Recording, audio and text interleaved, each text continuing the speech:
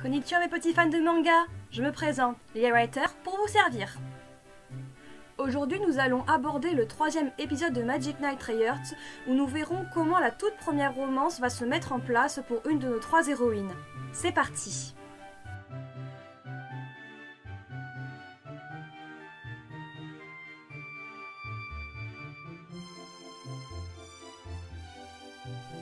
Donc nous suivons Hikaru, Umi et Fu dans leur voyage vers la fontaine d'Eterna, où elles vont devoir récupérer les Scudo, le minerai légendaire essentiel à la confection de leurs armes, pour qu'elles puissent devenir plus tard des Magic Knights. Elles suivent donc Mokona à travers la forêt du silence au pas de course. Mais le problème c'est que sur leur route, elles vont devoir affronter de plus en plus de monstres, et même Umi pense que Mokona fait exprès justement de les amener jusqu'à eux, mais à chaque fois, Hikaru arrive à chaque fois à les neutraliser avec son épée. Il faut savoir quand même que Umi et Fu sont beaucoup plus en retrait car beaucoup plus craintives par rapport au combat. Alors qu'elles sont en train justement d'avancer petit à petit, elles ont vraiment de la chance d'avoir Hikaru à leur côté justement pour le combat. Et alors qu'elles sont en train de marcher dans cette forêt-là, Hikaru semble sentir qu'une présence se trouve auprès d'elle et que quelqu'un les observe, ce qui ne rassure absolument pas ses camarades. Face à autant de créatures à affronter, Fu suggère à ses amis de garder leurs armes à portée de main plutôt que de les laisser cacher dans leurs gants, en prévision d'autres attaques. C'est alors qu'un 3e monstre sort du sol sous Hikaru qui leur demande de vite sortir leurs armes justement pour venir l'aider à se battre. Elles veulent le faire, mais elles ont la mauvaise surprise de voir derrière elles un autre monstre débarquer qui ressemble à une plante carnivore, qui les capture alors avec ses ronces. Donc Hikaru de son côté se démène justement pour non seulement combattre le monstre qui ressemble à une menthe religieuse, mais aussi la créature plante qui est en train de faire du mal à ses amis. Mais elle constate alors tout d'un seul coup que quelque chose a coupé le monstre plante en deux en le tuant directement sur le coup. Après avoir été sauvée et avoir récupéré Mokona, elle remarque non loin d'elle la présence d'un jeune homme aux cheveux verts et portant une cicatrice sur le visage. Donc elles en déduisent que c'est leur sauveur. Hikaru en profite donc pour aller le remercier de les avoir aidés, tandis que le jeune homme leur demande en retour qui elles sont. Donc après s'être chacune présentée, leur sauveur leur indique qu'il se nomme Ferio, et leur fait remarquer qu'elles sont imprudentes de se promener toutes seules dans la forêt du silence, sans armes, en insinuant qu'elles sont suicidaires. Puis il leur fait remarquer que le lieu grouille de centaines de milliers de monstres, ce qui ne rassure absolument pas les collégiennes. Du coup, il se propose de leur offrir ses services de garde du corps, en sachant qu'il sait très bien se battre au combat, et qu'il sait très bien qu'elles ne sortiront jamais vivantes de la forêt du silence sans lui. Donc Hikaru, dans un premier temps, elle décline l'intention de Ferio parce qu'elles n'ont pas les moyens de le payer en retour, mais ce que demande particulièrement Ferio, c'est de la nourriture, parce qu'il n'a pas mangé depuis plusieurs jours. Donc les filles se mettent à réfléchir, ne sachant pas comment elles vont lui donner à manger, et c'est alors que la gemme qui se trouve sur le front de Mokona se met à briller, et d'un seul coup, une tonne de nourriture tombe sur Ferio. Donc les filles, elles sont très impressionnées par le pouvoir de Mokona, et elles l'en remercient infiniment. Donc du coup, Ferio se régale par la suite et dit que du coup que leur marché peut se conclure. Cependant, Umi et Fu, par rapport à Hikaru qui est plutôt optimiste de recevoir de l'aide de la part du jeune homme, sont méfiantes vis-à-vis de lui, pensant qu'il pourrait être un sbire de Zagato et qu'il pourrait jouer un double jeu pour pouvoir sympathiser avec elle. Umi, sur la défensive, donc, refuse son offre de protection, mais elle consent, au nom du groupe, à lui donner toute la nourriture qu'il voudra. Cependant, le jeune homme insiste sur le fait que les laisser seuls, sans escorte, serait de la pure folie, flattant au passage la beauté d'Umi, qui est de plus en plus touchée par ses belles paroles. Elle se tourne donc par la suite vers Fu, en la suppliant de le prendre à leur service. Mais Fu, qui est encore plus méfiante que les autres, elle cherche à savoir si Ferio prétend être réellement un chasseur. Parce qu'elle trouve ça bizarre quand même qu'il soit autant à l'aise au combat et que du coup il y ait autant de monstres et comment il a pu survivre jusqu'à présent. Celui-ci finit donc par leur avouer qu'il n'est pas chasseur mais en réalité un guerrier et qu'il a tenu lui aussi pendant un temps à combattre Zagato à une époque, mais que ayant été démasqué, ayant eu peur de se faire capturer, il a préféré partir se cacher dans la forêt du silence. Mais il n'arrive pas à en sortir forcément parce que la forêt est ensorcelée. Fu cependant du coup ne croit pas totalement à son récit, elle ne supporte pas le fait qu'il leur ait menti sur sa propre identité, mais pour la flatter encore plus, Ferio lui fait remarquer son côté perspicace et lui promet de ne plus rien leur cacher, ce que Fu apprécie un peu mieux. Par la suite, les filles continuent leur périple, suivies par Ferio à l'arrière. Discutant entre elles, elles se demandent vraiment quelles sont les véritables intentions du jeune homme à leur égard. Fu pense même qu'il voudrait leur voler Mokona et elle leur propose de le semer. Mais Ferio n'est pas vraiment dupe et il réussit à chaque fois à les rattraper. La nuit tombe ensuite et les filles ne savent pas où et comment elles vont faire pour dormir. Donc Mokona fait briller à nouveau sa gemme sur son front et il fait apparaître devant elle une cabane magique en forme d'œuf. Quand elles rentrent à l'intérieur, elles remarquent que tout est meublé, qu'elles ont même des pyjamas à disposition et de la nourriture à volonté. En voyant tout cela, Hikaru demande à Fu si elle peut apporter à manger à Ferio qui monte la garde dehors. Et Fu accepte l'idée, sauf qu'elle demande à Hikaru de se porter directement elle-même volontaire pour aller le voir, car elle a peur que son amie s'attendrisse devant lui. À l'extérieur, Fu amène donc un panier rempli de victuailles à Ferio qui dort sous un arbre, et elle lui dépose non loin de lui. Elle veut ensuite s'en aller pour pouvoir rentrer dans la cabane, mais le jeune homme l'arrête en lui demandant de rester un petit peu avec elle. La jeune fille, elle pense au départ que c'est une mauvaise plaisanterie, mais Ferio lui fait comprendre qu'il veut juste avoir un peu de compagnie pendant qu'il mange, ayant été longtemps seul dans la forêt du silence. Fu sent qu'elle a été un petit peu trop dure avec lui, et honteuse, elle préfère retourner avec ses amis dans la cabane. Et ce passage-là, je l'ai trouvé vraiment très attendrissant, parce qu'on sentait vraiment qu'un début de sentiment amoureux se développait entre les deux personnages. On voit très bien que Ferio veut se rapprocher de plus en plus de Fu, non seulement d'un point de vue amitié et d'un point de vue sentimental, tandis que la jeune fille, elle, a peur justement de ressentir des sentiments amoureux pour une personne qu'elle ne connaît qu'à peine.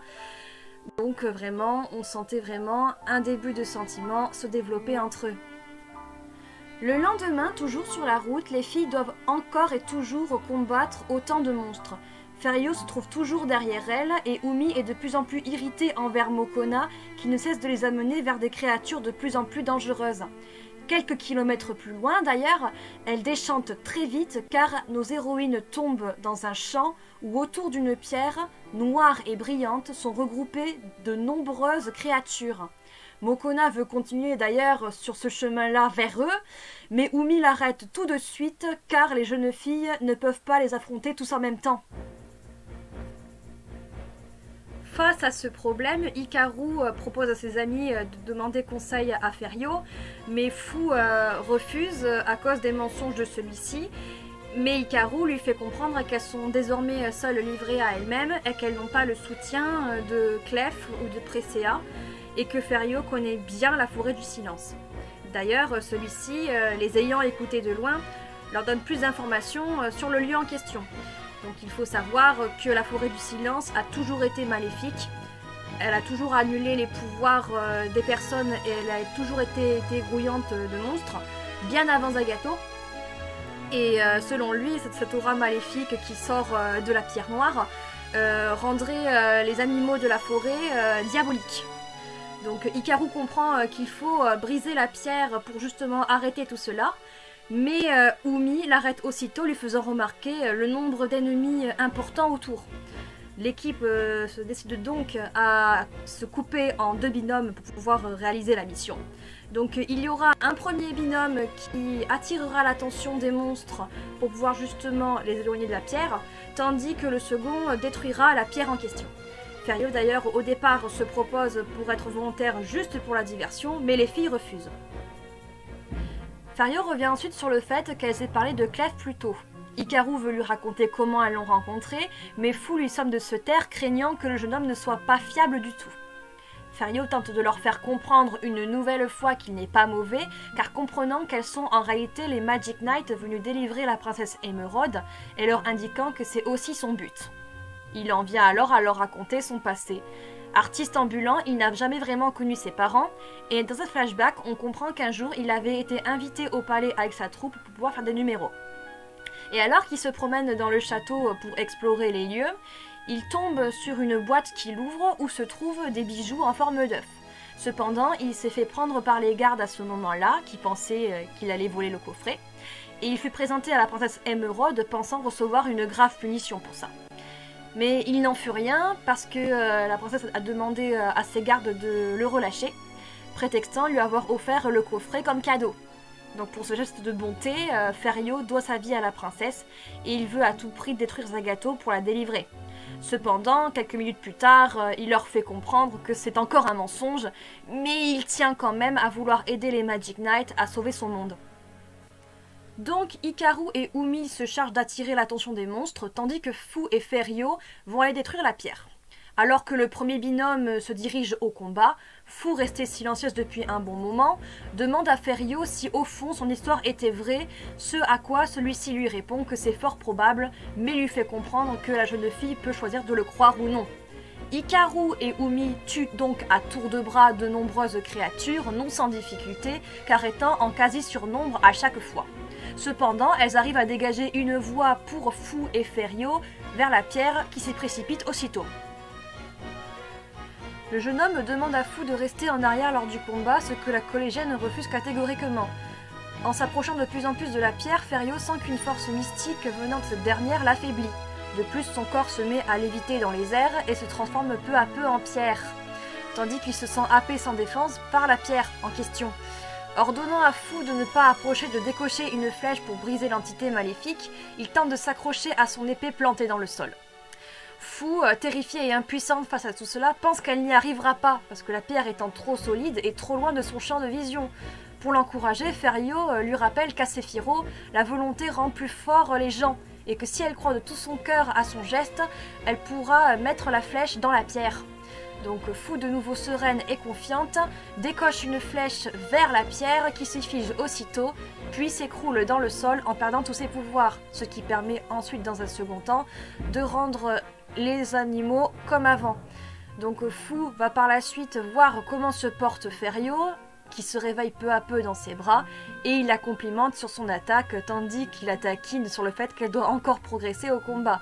Cependant, Fu ne le prend pas mal, au contraire, elle est soulagée de le voir en vie. Plus tard dans la journée, Ferio et les Magic Knights prennent la décision de se séparer, le jeune homme ayant réussi à sortir de la forêt du silence. Avant de les quitter, il offre à Fu un des bijoux en forme d'œuf que la princesse Émeraude lui avait donné, en lui expliquant qu'en le serrant fort et en faisant aveu, ceci pourrait un jour se réaliser. Umi, qui est un peu jalouse par rapport à ça, lui demande pourquoi Hikaru et elle n'ont pas eu de cadeau, elle aussi, ce à quoi Ferio lui rétorque, avant de les quitter, que Fu est sa préférée, ce qui la touche énormément, car on voit très bien dans l'anime qu'elle s'enflamme en fait, métaphore de son cœur. Dès que Ferio disparaît, d'ailleurs, Hikaru et Umi regardent bizarrement Fu qui rougit de plus en plus, donc on sent vraiment qu'elle n'est pas insensible au jeune homme. Pour conclure l'épisode, nous retournons quelques instants dans l'antre des méchants où Zagato et Innova, à travers le miroir magique, constatent que les jeunes filles ont survécu bel et bien à la forêt du silence. Donc on pense que dans les prochains épisodes, Zagato ne va pas se laisser faire justement et va tout faire pour arrêter les filles dans leur progression. Mais au fond, que vaut l'épisode du jour ? Eh bien moi je l'ai trouvé beaucoup plus sympathique que le second. Pour trois choses principalement. Donc la première, c'est la dynamique de groupe qui se crée entre Hikaru, Umi et Fu, que ce soit au niveau de leurs interactions ou encore au combat. De deux, j'ai beaucoup aimé aussi la relation amoureuse qui se développe de plus en plus entre Fu et Ferio. Donc on voit bien que Fu est beaucoup plus sur la réserve, très timide et n'osant pas s'ouvrir aux autres. Et Ferio qui est très taquin et très blagueur. Et enfin, ce que j'ai aimé aussi, c'est le côté humoristique qui ressort avec Mokona qui n'arrête pas de faire des détours dans les péripéties et qui exaspère de plus en plus Umi. Donc on sent que la relation comique est bien mise en avant et franchement, ça fait un bon épisode grâce à ça en fait. Donc à voir comment tout ça va évoluer au fur et à mesure de la série. Et voilà, j'espère que cet épisode vous aura plu. Si vous avez aimé la vidéo, n'hésitez pas à mettre un pouce bleu en l'air, à vous abonner à ma chaîne et à activer la cloche pour ne rien rater. Je vous donne rendez-vous la semaine prochaine pour l'épisode 4 de Magic Knight Rayearth, Alcyon, une magicienne déterminée. Sur ce, je vous souhaite encore une bonne année 2021 et je vous dis Janné!